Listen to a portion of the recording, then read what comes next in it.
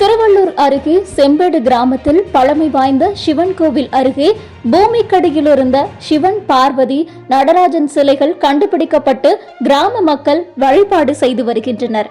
நேற்று மாலை பிரதோஷம் என்பதால் கிராம மக்கள் சிவன் மற்றும் நந்திக்கு சிறப்பு அபிஷேக பூஜைகள் செய்து வழிபாடு செய்து வந்தபோது கோவிலுக்கு வந்த சிறுவர்கள் கோவில் வளாகத்தில் விளையாடி கொண்டிருந்தனர்.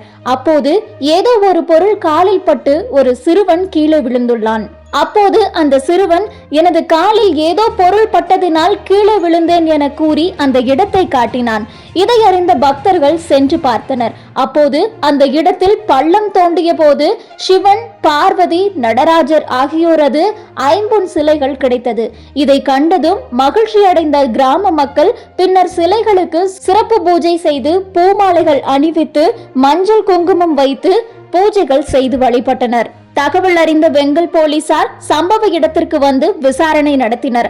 மேலும் சிவன், பார்வதி, நடராஜர் என 3 சிலைகளும் பித்தளையா அல்லது ஐம்பொன் சிலையா என விசாரணை நடத்தி இந்து அறநிலையத்துறைக்கு தகவல் கொடுத்தனர்.